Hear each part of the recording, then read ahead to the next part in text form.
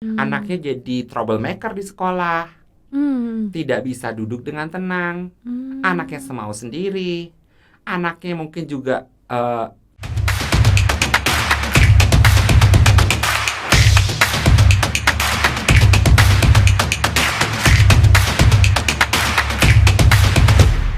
nah, anaknya nge-reject. Oh, Nge-reject, oke. nge-reject itu nggak mau masuk gitu ya. Nah, nantinya jatuhnya orang tuanya label, anak saya fobia sekolah. Itu yang sering kali banyak dikeluhkan ke saya. Keluhannya kalau datang nih ya, kan kalau datang ke tempat saya kan ada namanya keluhan. Iya. Anak saya fobia sekolah. Padahal Mm-mm. bukan sebenarnya. Karena tadi dia ada di zona yang tidak sebenarnya tadi, gitu. Hmm. Jadi saat ditarik itu sangat-sangat reject. Nah, jadi akhirnya ya udah karena sudah tumpukan masalahnya banyak banget, larinya ketidakmauan untuk masuk ke zona tersebut, gitu. Nantinya sekolah-sekolah ini sekolah-sekolah yang sekarang ini akan mau memulai tatap muka 100% nih. Iya ya. Wah, itu banyak tuh. Jadi sekarang ini sekolah-sekolah lagi menghadapi banyak anak yang mengalami gangguannya seputar bagaimana anak itu beradaptasi dengan sosial lingkungan dan kemandirian tadi. Jadi yang biasanya di rumah gitu ya, apalagi mungkin tadi pola-polanya tidak dibentuk gitu ya. Jam sekian mandi, jam sekian ini, jam sekian ini. Aduh, suruh bangun pagi, mandi, masuk ke sekolah, duduk, belajar. Nah, itu menjadi troublemaker banget akhirnya gitu. Tumpukannya, akumulasinya jadi bentuknya yang dilihat aja gitu toh. Tapi di balik itu kan kita harus tahu nih, oh ternyata dulunya tidak diginiin, kayak gitu. Jadi Iya. kayak fenomena gunung es yang kita Heeh. lihat adalah anaknya tantrum, anaknya tuh menolak, anaknya Iya. kayak gitu. Padahal ada Padahal sebabnya. iya, padahal dia balik itu anaknya udah merasa stres duluan gitu ya. Hmm. Karena selama ini tidak dilatih adaptasi, sosialisasi, kemandirian tadi tuh. Jadi yang dilihat orang tua adalah anak saya fobia sekolah gitu. Hmm. Kumpulannya padahal di baliknya itu ada macam-macam tadi tuh. Cemas, tidak mampu duduk tenang, maunya ini, maunya itu, bla bla bla bla bla gitu tuh.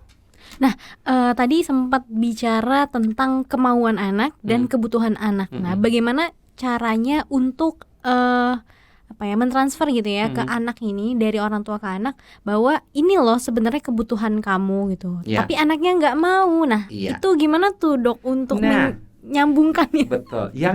Gini, jangan pernah kayak gini deh. Analoginya gini. Heeh. Mbak Agni kerja di sebuah Iya. perusahaan. Taunya kebutuhan sama kemauan apa?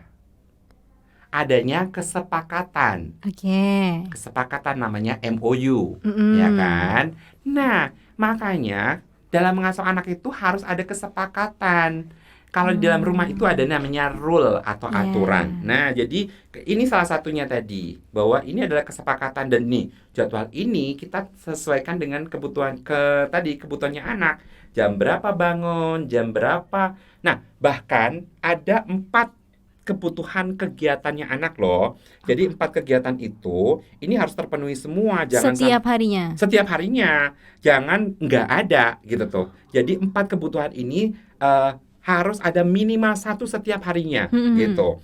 Jadi kebutuhan akan motorik kasar, motorik Hmm. halus, motorik oral, dan verbal kognitif gitu. Hmm. Jadi 4 kebutuhan dasar tadi. Nah, 4 kebutuhan dasar tadi itu harus terpenuhi, jangan sampai enggak. Kalau enggak terpenuhi, ya akan bablas. Kebutuhan motorik kasar yang Oke. tidak terpenuhi nantinya, jadi dia tidak bisa terpuaskan kebutuhan bergeraknya. Jadi akhirnya nanti orang tua ngomongnya, oh anakku hiper, gitu tuh. Padahal itu kebutuhannya belum terpenuhi, gitu tuh. Jadi 4 kebutuhan ini, nih, jadi motorik kasar, motorik Motorik halus, halus, motorik motorik oral, dan verbal oral, dan kognitif. verbal Betul. kognitif. Nah, ini motorik kasar nih, aktivitas-aktivitasnya. Tuh ya. Jadi kebutuhan untuk melompat kayak gini dipenuhi. Hmm. Terus kebutuhan termasuk sepeda itu adalah motorik kasar.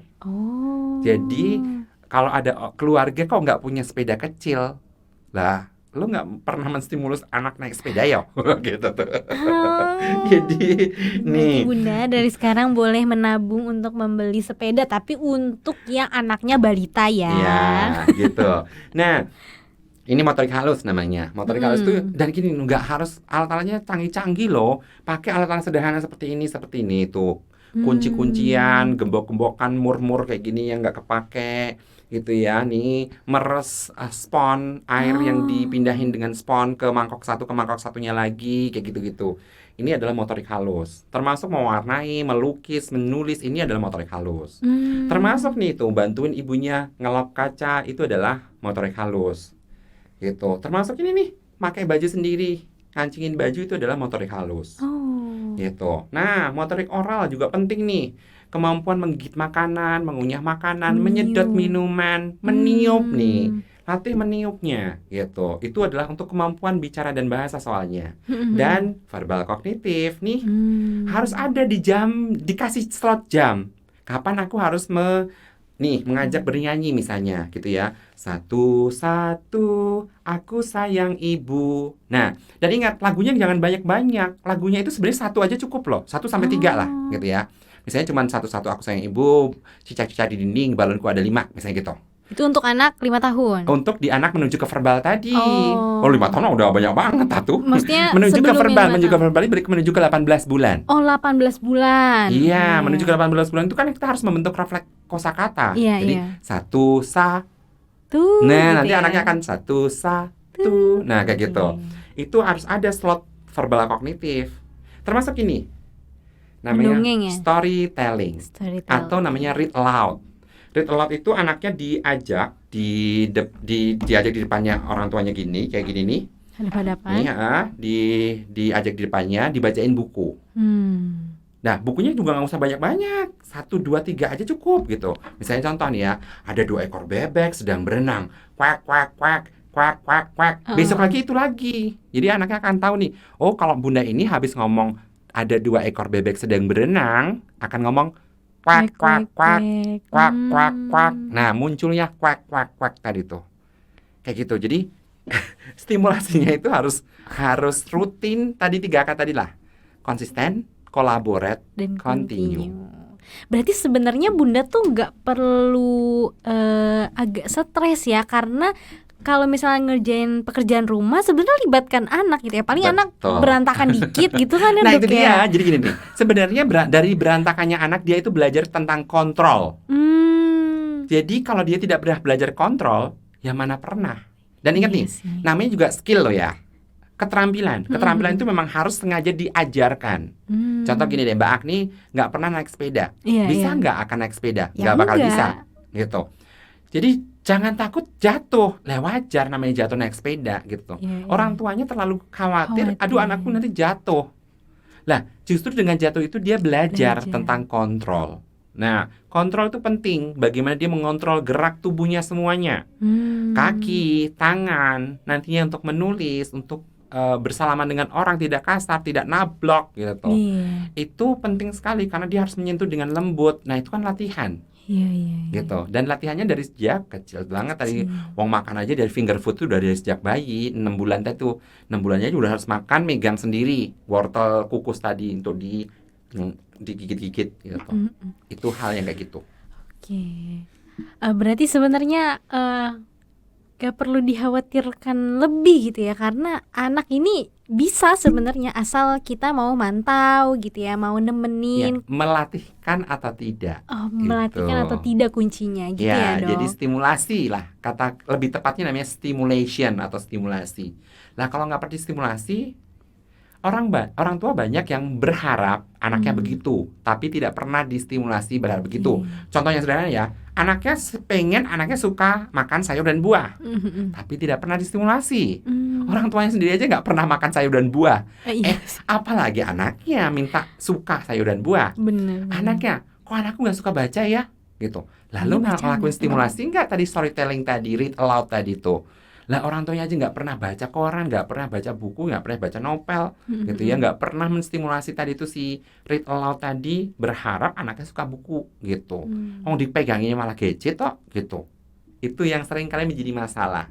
Berharap tanpa melakukan stimulasi, gitu. Sedangkan generasi penerus bangsa harus dilakukan stimulasi, dan stimulasi yang paling the best tauladan, modeling, contoh. Gitu. Berarti orang tuanya harus jadi role model dari Iya. anaknya. Iya. Berarti tadi kalau ada 4 tahapan stimulasi ya dok ya tadi, speech delay itu kan sebenarnya karena kurangnya verbal kognitif, bener gak sih? Bukan berarti kan gini Oh nih. gitu. Bicara itu melibatkan pendengaran, penglihatan, brain, dan kesiapan dalam motor, otot. Otot itu kan ada 3, motorik kasar, motorik halus, motorik dan oral.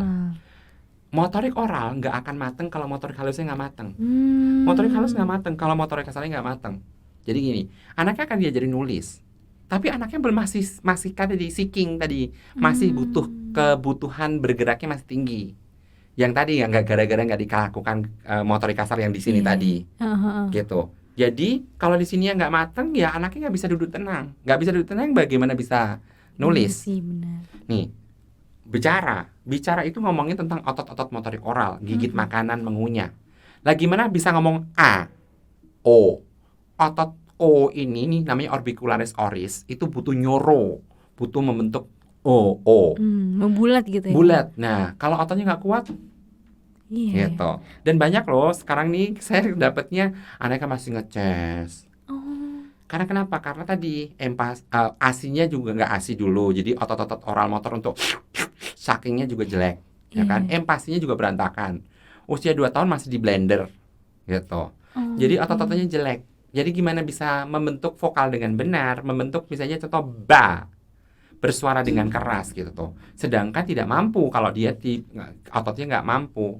Jadi bukan hanya sekedar si kognitifnya doang. Kognitifnya kan hanya isinya kan nantinya. Hubungannya sama si tadi jumlah kosakata sudah sesuai atau belum. Ya kan? Ingat tadi itu milestone kosakata.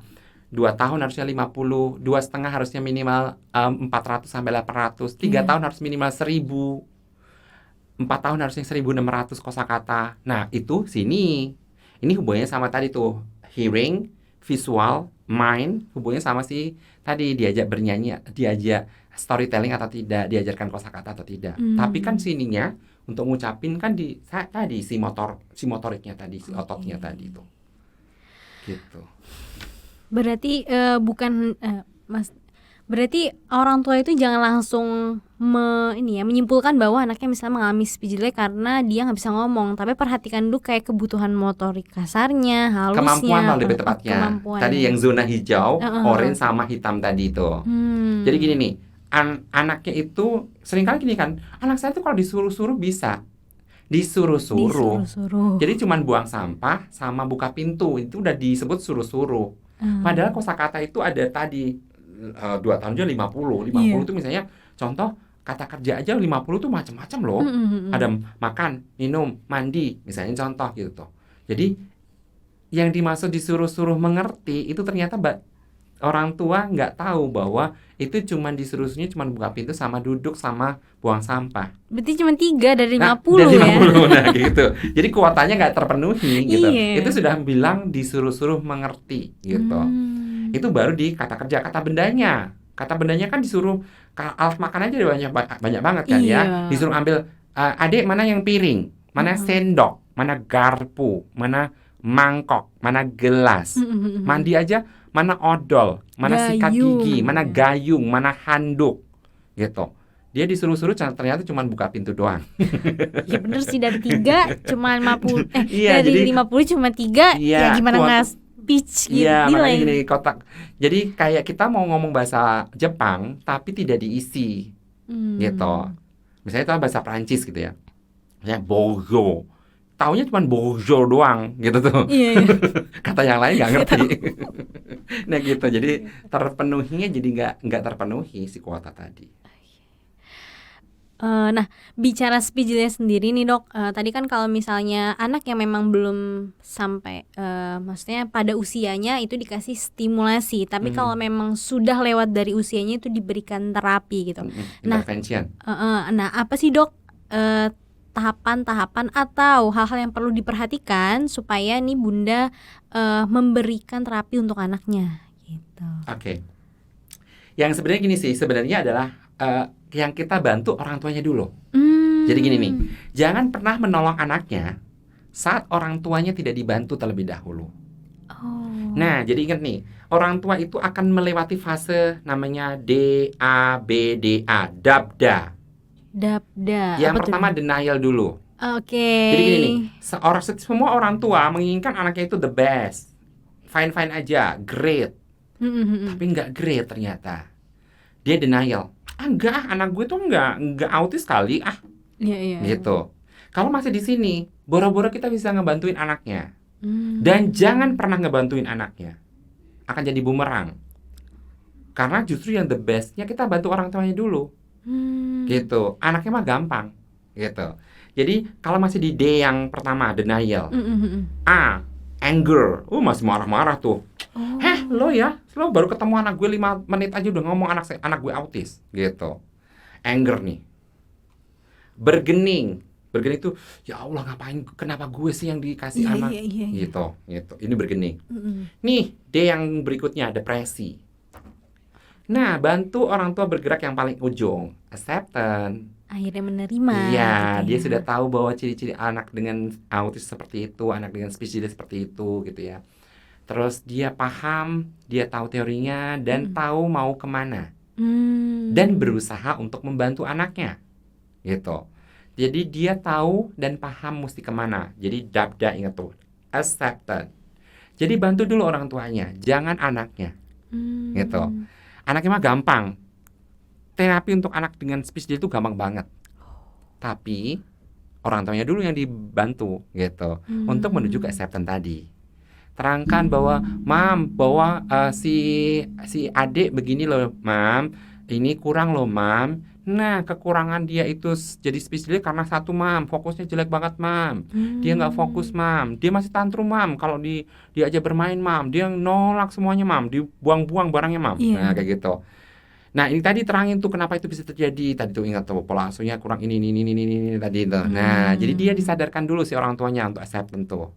Diterangkan tentang anaknya, ciri ada speech delay-nya, speech delay karena ini, terus how-nya mesti ngapain. Tadi tuh pola pengasuhan harus benar, mikrosistem harus dibenerin tadi tuh, keluarga, orang dan non-orangnya. Orang itu ayah ibunya diikutkan semuanya. Jadi jangan cuma ibunya doang. Gitu. Jadi bikin yang namanya support system di keluarga. Jadi si ibu ini nggak kerja sendiri. Jangan cuma dia sendiri yang nanti akan jadi superwoman tadi. Jadi harus mengajak dia, diterangkan ke semua orang di rumah, termasuk si perusak-perusaknya.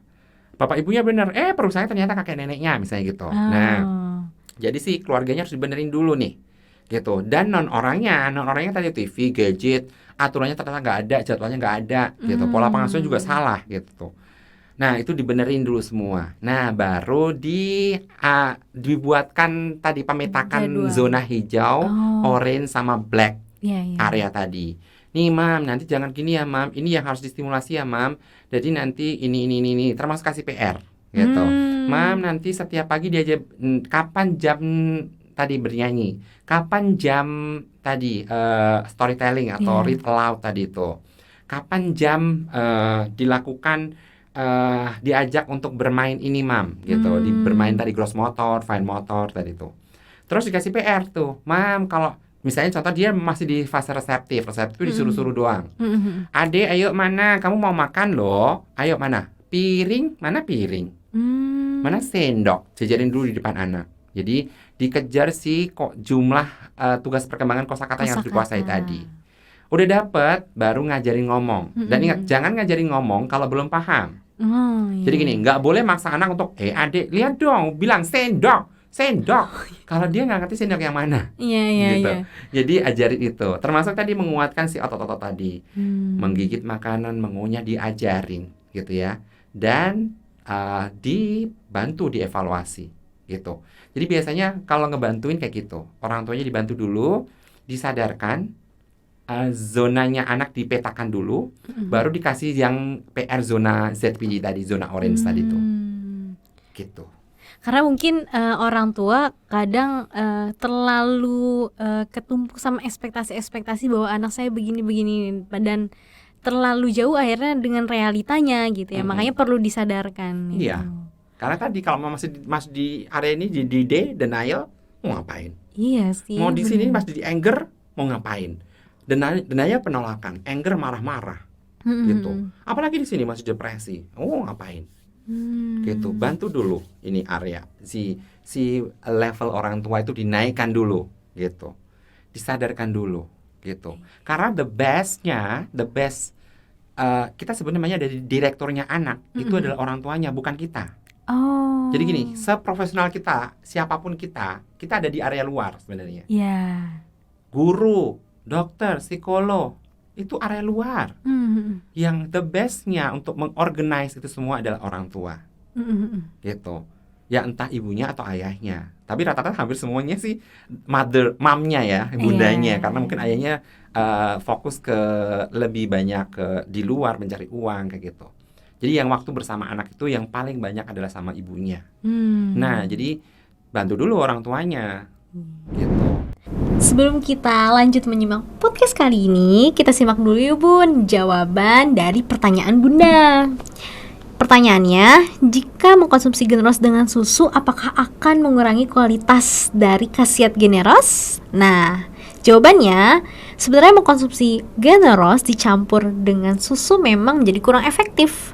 Sebab susu mengandung kalsium yang bisa mengikat molekul di dalam asupan herbal yang menyebabkan gumpalan, sehingga tidak bisa memaksimalkan fungsi zat aktifnya. Tapi itu semua bisa diantisipasi untuk anak-anak yang mungkin memang memberikan reaksi yang berbeda terhadap suplemen, sehingga tidak masalah jika dicampur dengan asupan lain yang masuk ke dalam tubuh. Mungkin kan tadi banyak membahas permasalahan para bunda nih dok, dan seringkali bundanya yang konsultasi ke para terapis gitu ya tentang tumbuh kembang anaknya. Nah sebenarnya kan pasti ada juga ya peran ayah untuk tumbuh kembang anaknya dong dok. Nah gimana sih cara sinkronisasinya gitu peran ayah dan bunda gitu? Ya. Jadi gini, ayah dan bunda itu punya peran yang berbeda loh. Jadi nggak sama gitu, dan tidak boleh saling dieliminir. Jadi bunda doang tanpa ayah atau ayah doang tanpa bunda gitu. Karena bunda itu punya namanya, bunda adalah figur pembasuh luka. Jadi bunda itu figur yang nantinya akan memberikan peran caring, loving, ya, warming kayak gitu. Kalau ayah ini adalah leader.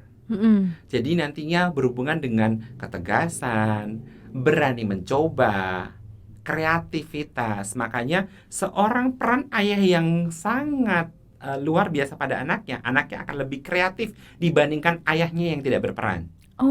Gitu. Jadi anak yang peran ayahnya akan sangat efektif gitu ya pada anaknya akan kelihatan. Jadi di dalam penelitian itu gini, ayah yang tidak ada peran sama ada ayah yang berperan itu ternyata hasilnya berbeda. Anak-anak yang di ayahnya berperan itu akan lebih berani mencoba, lebih kreatif, dan bahkan tadi tuh lebih bertanggung jawab gitu. Jadi peran ini harus saling melengkapi. Iya, tidak boleh saling dieliminir gitu. Jadi kalau kita ngomong terutama anak-anak berkebutuhan khusus ya, gitu, anak-anak yang mengalami memang misalnya kendala speech delay gitu ya, itu nggak boleh nih cuman ibunya doang gitu. Makanya kalau saya konsultasi biasanya ayah ibunya datang gitu. Harus datang ya, harus datang gitu. Dan saya sangat-sangat tidak suka kalau yang cuma datangnya adalah maid-nya gitu ya, mbaknya, atau bahkan nenek kakeknya. Ini bukan anaknya nenek kakek soalnya gitu. Jadi itu yang tetap harus bertanggung jawab adalah si ayah ibunya gitu. Kecuali kalau memang single parent kayak gitu, nanti kita akan berikan upaya. Nanti akan ada kita buatkan program untuk menggantikan tadi peran ayah. Itu nanti ada program-programnya lagi gitu. Tapi sebenarnya di dalam keluarga yang utuh ini harus saling berperan dan saling melengkapi tadi gitu. Supaya meningkatkan bonding itu tadi. Betul, ya untuk gitu. anak. Bondingnya bukan hanya cuma bonding kepada ibu atau hubungan ibu, tapi juga pada si ayah gitu. Nanti kan ada namanya primer bonding, sama sekunder bonding, sama tersier bonding gitu. Jadi primer bonding itu ayah ibunya, sekunder itu kayak misalnya kakek, nenek, mbak. Keluarga besar gitu. Ya. Ya, tersier itu nanti kayak guru, kayak omnya, tantenya, siapapun orang itu yang di luar keluarga gitu ya. Nah, ngomongin speech delay tadi nih dok gitu kan, kalau misalnya memang yang sesuai usianya itu diberikan stimulus dan yang di luar usianya itu diberikan terapi, sebenarnya apa saja terapi yang bisa membantu mengatasi speech delay? Oke. Nah, ini yang sering kali salah ya gitu ya. Para orang tua atau bahkan ada yang profesional salah juga gitu ya. Oke. Anaknya speech delay, jebret minta langsung terapi wicara gitu. Oh. Jadi jebret datang tuh nih. Begitu di assessment, begitu di Screening observasi ya? ya, di screening gitu ya. Bu, ini terapinya belum bisa nih, terapi bicara. Ini harus kebutuhannya sensorinya dulu nih, gitu. Marah-marah ibunya. Lah, saya tuh datang ke sini untuk dapat terapi bicara. Kenapa anak saya dikasih ini gitu terapinya gitu.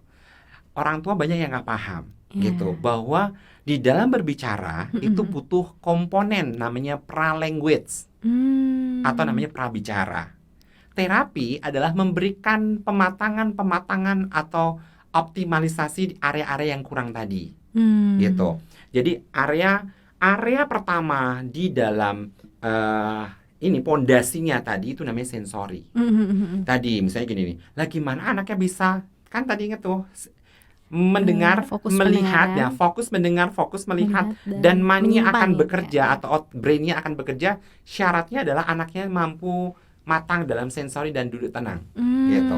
Lah kalau anaknya belum bisa duduk tenang, gitu, mau dipaksain, gitu ya. Nah, jadi harus diberikan dulu nih terapi yang pertama, namanya sensory integration.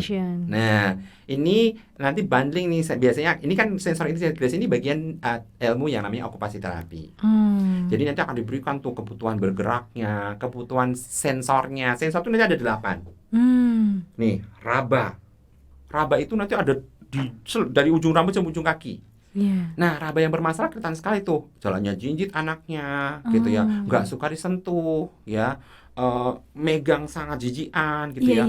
Terus nantinya dia disentuh wajahnya aja gitu tuh, nolak banget gitu ya. Dan bahkan nanti kalau takdirnya raba di bagian mulut bermasalah, picky eater namanya. Nah, bahkan ya nangis dikitnya muntah gitu tuh. Nah, itu sensor-sensornya masih bermasalah. Mau kayak gitu mau minta langsung terapi bicara, aduh mustahil gitu ya. Mustahil dan mustahil banget gitu. Nah, jadi dibenerin dulu tuh namanya sensornya, sensory integrasi. Nah, nanti biasanya bundling dengan terapi yang namanya neurosenso kayak gitu. Jadi itu areanya sama, bahwa nanti memperbaiki yang namanya sensor. Berarti untuk menstabilkan semua sel-sel mungkin ya tadi yang ada di dalam sensor itu ya. 8 tadi tuh. Raba, keseimbangan, proprioseptif, rasa sendi, otot sama sendinya, visual, auditori, pengecapan, penciuman sama si bagian internalnya tubuhnya anak. Nah, itu dipenuhi dulu 8 sensor tadi, gitu ya. Nah, ini sensor integrasi. Tadi banding sama si okupasi terapi, karena okupasi itu adalah kegiatan. Jadi nanti meningkatkan fokus konsentrasi anak, motorik halusnya kayak gitu. Jadi nanti tuh bundling di dalam satu paket tuh. Nah, nanti akan dapat yang namanya terapi perilaku. Namanya behavior therapy. Nah, nanti banyak tekniknya. Ada namanya ABA-VB, Applied Behavior Analysis Verbal Behavior. Jadi membentuk perilaku normal. Jadi perilaku yang nggak normal dibuang-buang. Termasuk nantinya perilaku untuk fokus, kontak mata, perilaku untuk meniru. Karena untuk belajar berbicara butuh namanya imitation, atau imitasi, atau meniru, atau copying.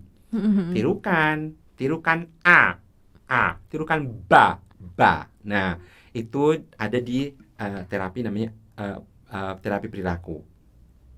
Dan terapi bicara. Nah, terapi bicara itu mau matangin semuanya tuh, dari mulai sensor ini otot-otot di leher, ini osefagus, rahang ya, rahangnya itu nanti dimatangkan, rahangnya, gigitnya, bibirnya, bahkan gerak lidahnya, lidahnya, dan bahkan nantinya dilihatnya untuk bagaimana dia memproduksi suara. Itu di terapi bicara, sampai nantinya memperbaiki artikulasinya. Jadi tidak terjadi yang namanya soda. Substitusi itu penggantian gitu ya. Misalnya contoh merah jadi meyah, nah itu substitusi. Omisi itu hilang. Mobil jadi obil. Nah, omisi itu ya. Terus distorsi, ngomongnya tuh aneh jadinya gitu ya. Mau ngomong bola jadi harus cocok. Jadi distorsi pengucapan. Masalah ini ya gitu.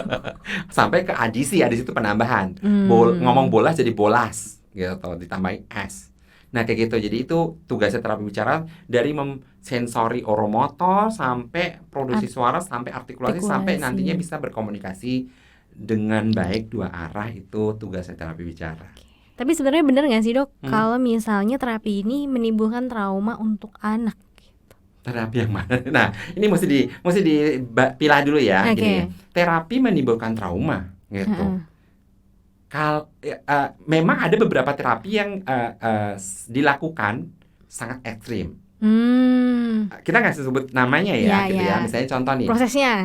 Ada anak yang nantinya dia itu diakupuntur. Jadi, dan gini ya, nih. Hari gini orang tua akan melakukan apa saja untuk membuat anaknya bicara, dan beberapa terapi-terapi tadi dilakukan, gitu ya. Jadi akupuntur itu ditotok kakinya pakai ini ya, sampai kadang bahkan ada luka-luka di kulit kayak gitu ya. Lu di kepala kayak gitu. Nah itu, atau yang model di strom tuh, ya diberikan aliran listrik gitu ya. Yang bio apa tuh dok namanya? Ada beberapa teknik lah, nanti ada beberapa misalnya contoh misalnya biofeedback dan macam-macam lah gitu ya. Itu ya, tapi kan itu jarang. Tapi gini, kembalikan lagi ke orang tuanya. Apakah memang itu trauma ataukah bukan? Jadi gini nih, karena orang tua seringkali mengatakan trauma padahal bukan trauma. Karena orang tua yang nggak paham bedanya antara trauma, menolak, rejection, tantrum, atau bahkan pembangkangan. Akibat pola pengasuhan yang salah, banyak anak itu akhirnya maunya ada di zona hijau tadi, zona nyaman. Nggak mau naik gitu. Mau naik. Orang tuanya dan memang orang tuanya memanjakan banget gitu ya. Dan tipe orang tua yang memang memanjakan, nggak mau anaknya menangis. Jadi anaknya menangis jadi gini, di saat dia itu harus keluar dari zona nyaman, keluar dari rumah, misalnya ke sekolah, ke tempat terapi, dia ngamuk. Bahkan anak-anak yang dia itu zona nyamannya rejection-nya terlalu tinggi, hanya ke mobil aja udah nggak mau. Bahkan tahu dia menuju ke tempat tertentu dia akan nangis-nangis. Langsung takut gitu ya? Bukan takut sih ya, menolak lebih tepatnya. Jadi gini nih, lebih tepatnya adalah dia tidak mau. Nah, kayak gitu dikatakan anaknya trauma, gitu. Padahal ingat tuh, kata trauma itu satu disebabkan oleh adanya abuse, ya, adanya abuse.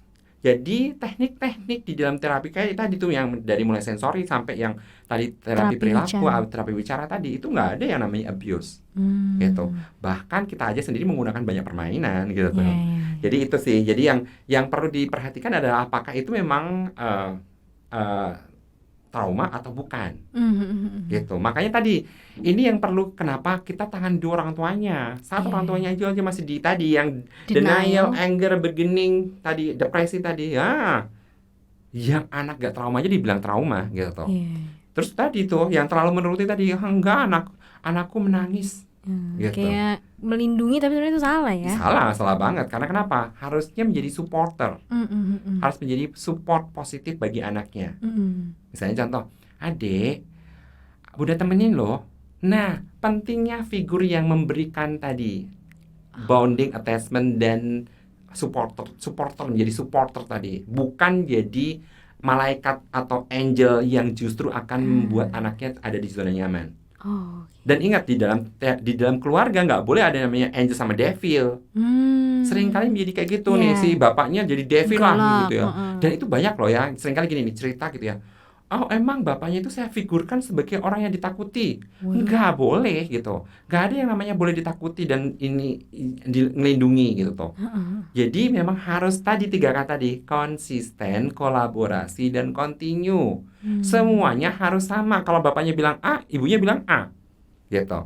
Jadi misalnya, adek saatnya mandi loh. Ya harus dia bilang bapaknya, iya deh udah jam 5 nih mandi. Jangan, udahlah dia lagi masuk nanti dia ngamuk loh, misalnya gitu. Seringkali begitu. Nah, tadi pola asuh yang tadi menyimpulkan anaknya jadi rejection, gitu. Dan ujungnya anaknya jadi nanti dibilang tuh fobia, gitu. Jadi banyak orang tua yang gini nih, anak saya fobia sekolah. Jadi saya hentikan aja sekolahnya, gitu. Terlalu cepat menyimpulkan dan tidak dikonsultasikan gitu ya. Gitu.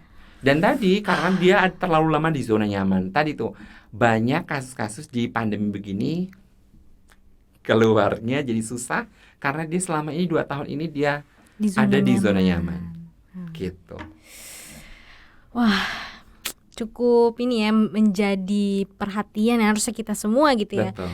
bukan hanya orang tua tapi juga keluarga besar, mungkin nanti ada om tantenya gitu kan ya, atau sepupunya gitu kan, saling kakek neneknya. menjadi apalagi kakek neneknya itu harus menjadi supporting system untuk anak, apalagi anak yang memang masa-masa emas gitu ya, balita gitu. Nah kalau misalnya ngomongin anak yang mengalami speech delay nih dok, sebenarnya ada nggak sih anjuran nutrisi khusus gitu untuk anak yang mengalami speech delay? Sebenarnya gini sih, kan tadi ingat nih bahwa kita mau membangun rumah. Oke. Nah, tadi ingat tidak boleh terlepas dari tumbuh sama Kembang. Nah, tumbuh itu nutrisi. Gitu. Kalau ngomongin nutrisi adalah nutrisi yang baik. Dan ingat, nutrisi yang mencukupi sih. Kalau ngomongin tentang si kecukupan adalah isi piringku tuh. Tiba para mam nih klik tuh isi piringku. Nah, jadi kebutuhan tadi dan kebutuhan untuk tubuhnya supaya stabil, sistem imunnya cukup bagus. Karena gini nih, untuk proses belajar itu butuh kestabilan fisik yang baik.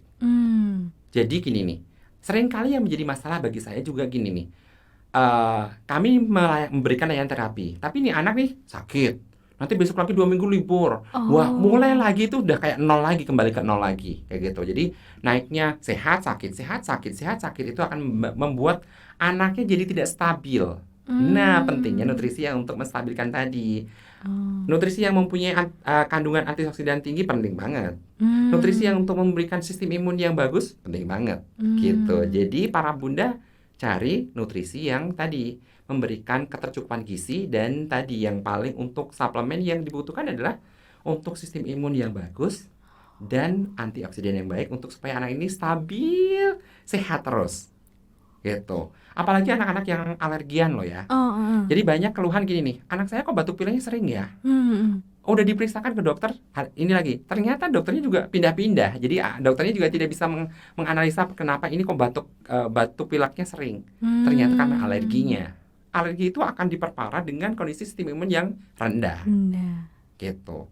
Itu yang mempengaruhi pada hasil terapi yang kami lakukan gitu ya. Jadi kalau kami kayak Diamet ini jadi susah menangani anak-anak yang tadi tuh sakit, bisa 2 minggu udah gak masuk terapi, masuk lagi kayak nol lagi, mulai lagi sakit lagi kayak gitu.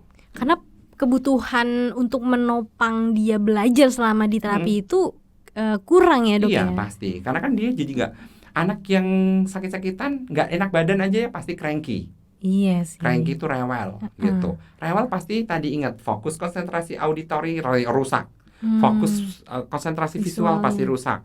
Padahal kita lagi ngajarin tadi tuh si kosakata tadi. Nih, jadi si kosakata ini jadi gak masuk semua tadi tuh yang si komponen-komponennya harus kita ajarkan ini tadi nih. Nih, jadi nih contoh ini kan ya. Nih, ini tadi yang kuota-kuota tadi tuh. Iya, kuota kosakata gitu kosakata ya, yang tadi, minimal yang, 50 iya, gitu 2 ya. tahun 50, 2,5, 400 sampai 800, 3 tahun harusnya 1000. Nah, ini boro-boro. Akhirnya nggak masuk Enggak. gitu ya. Dan bahkan sakit itu bisa nanti apa yang sudah kita ajarkan gitu. Nih, misalnya contoh untuk nih alat makan alat makan tuh sendok, piring, garpu dan seterusnya. Diajarin, besok nih ketemu lagi nih. Adik, ayo mana? Garpu. Lupa, mana yang garpu ya gitu. Iya. Itu yang menjadi masalah. Gitu. Wah, panjang juga ya perbincangan kita nih dok ya, saking asiknya ngobrol tumbuh kembang anak gitu ya. Mungkin kita cukupkan dulu pembahasan kali ini dok gitu. Nah sebelum kita say goodbye sama para bunda, boleh dong dok promosiin Halo Bunda nih. Oke, ya bagi ayah bunda semuanya selalu pantau terus. Kalau perlu nih subscribe langsung gitu ya. Subscribe channelnya Halo Bunda gitu ya. Karena setiap episodenya itu menghadirkan profesional atau bahkan sharing pengalaman yang dibutuhkan loh untuk ayah bunda tadi. Kalau yang namanya parenting itu jangan setelah tersesat baru buka GPS. Nah, jadi ayah bunda ini kayak GPS-nya untuk ngasuh anak loh. Jadi GPS-nya sudah ada, ayo ikutin GPS-nya, akan lebih mudah. Jadi gunakan channel Halo Bunda untuk GPS-nya dalam mengasuh anak. Jadi GPS itu penting Kayak tadi saya kesini aja pakai GPS. Oke. Saya nggak mungkin dong tersesat dulu baru buka GPS. Bener. Tapi dengan GPS saya akan lebih mudah, tepat, efisien, efektif waktunya nyampe ke tempat tujuan. Termasuk dalam mengasuh anak. GPS-nya adalah salah satunya Halo Bunda. Oke. Dan jangan lupa untuk subscribe juga nih channelnya dokter. Boleh. Klik aja nama saya di YouTube, nanti akan ketemu channel saya. Channel Trigunadi Anak Berkebutuhan Khusus. Jadi channel khusus untuk anak berkebutuhan khusus memang. Jadi kalau channel saya khusus untuk yang bermasalah. Nah, jadi YouTube saya memang khusus untuk anak berkebutuhan khusus. Semua tips untuk anak berkebutuhan khusus, bagaimana menstimulasi dan terapinya. Oke. Terima kasih banyak dokter sudah mau berkunjung ke podcast Halo Bunda ya di channel official Generos. Terima kasih juga untuk para bunda yang menonton podcast Halo Bunda kali ini, dan sampai jumpa di podcast Halo Bunda selanjutnya. Terima kasih. Terima kasih ya dok. Sama-sama.